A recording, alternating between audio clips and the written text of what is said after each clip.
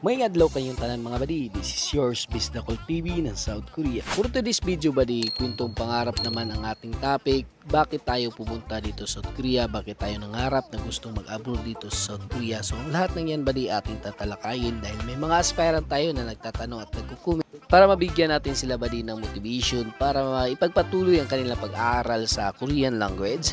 Kahit na ito'y mahirap, pero alam naman natin badi pag ang Pilipino, kaya lahat badi, kaya oy. So big shout out kay Edwin Abit Balagusa sa ato ang isa ka badi na nag-comment. So mao ni ang comments ni Edwin Abit Balunga, big shout out sa iyo badi. Sana soon ako makapagtrabaho din sa South Korea. Kung nasa 100% badi, nasa 80% ang mga naranasan namin tulad mo na nangarap makapagpunta sa South Korea habang nasa Pilipinas kami noon at nag-aaral sa Korean language.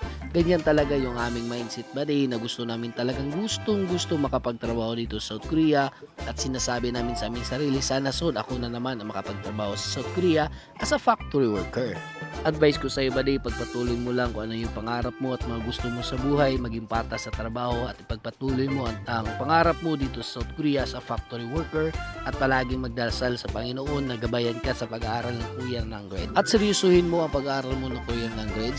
Sa mga aspirant natin nag-aaral ngayon ng Korean language, kailangan nyo talaga magbigay ng oras everyday. Kahit na kayo busy sa trabaho, huwag nyo kalimutan magbigay ng isang araw ng time sa pag-aaral ng Korean language. Sa pangalawang aspirant natin badi, shoutout sa iyo badi, Giovanni Bada, Tagalog.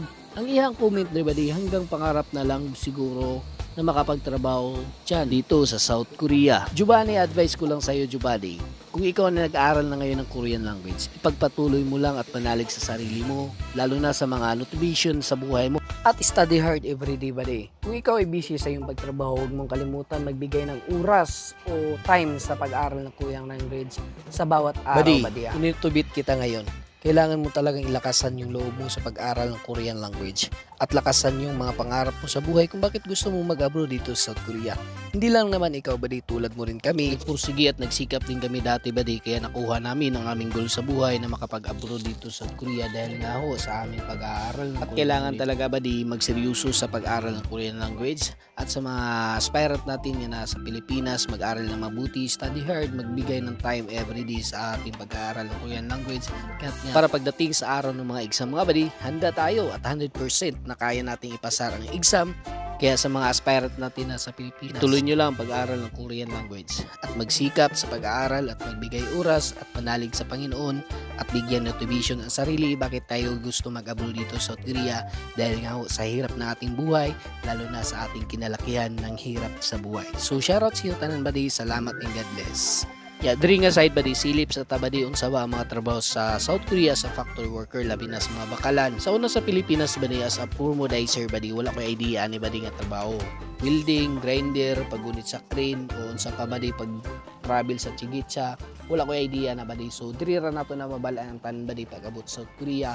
Ang mga secret talent dati badi mugawas gyud na badi diri sa pag-abot sa South Korea. Karon badi pag-abot sa forklift badi, wala ko nag-eskwela anay badi sa Pilipinas o nagtuon badi og drive wala jud alam magana badi. So diri ra na ko na nabalaan sa Korea ang pag-drive og Chigitsa badi or forklift. So ang gibuhat ri badi, gitaas na ko na iyang fork badi tapos gibaba na ko niya, gibuiluhan og padagan niya, gibrikan mo na badi, nahulog na siya badi. So sa mga aspirant ato sa Pilipinas mo na giingon gani badi sa mga KLC center na willing to learn, basta willing to learn, pwede ka mag-abroad sa South Korea mising wala kay mga knowledge sa pagtrabaho as a factory worker o wala kay experience na skills, basta willing to learn lang na matuto ka badi, pwede ka diri sa South Korea. Karon badi gilabay na ko to ang biputol badi, so gialsa na namo na sa ubos badi, amo na ibutan ra sa pikas badi na train badi, amo ra na ipatong-patong dra badi.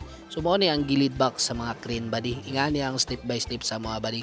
So kanang gigunitan sa bakal badi or kanang iyahang brace mo na yung ginahatag og kusog sa sulod sa crane badi, kanang gagmay nga bakal badi sa tunga badi. Mao ni among daily work routine badi, ang amo ang pagtrabaho diri sa among company. Pag humanog welding ana badi, gamito na mo ang crane, amo nang alsaon tapos amo nang i-file dra. Kung magamit gi mo crane badi nya, bugat ang inyong ginaalsa badi, distansya gid mo badi kay lisod kayo badi, maputol manggaling na iyang PC, maputol manggaling or mulabyog manggaling na badi. So distansya ta badi para pag abot sa disgrasya medyo layo-layo ta sa hulog sa bugat mga badi. Pag abot yun ako diri sa South Korea badi sa mong company, first nga ako natanaw sa mga bakalan badi, wala kog mo atras o dili badi, pero giisip na ako ang sarili badi, lisod kayo badi nga gamay ra kay sweldo sa Pilipinas padayon.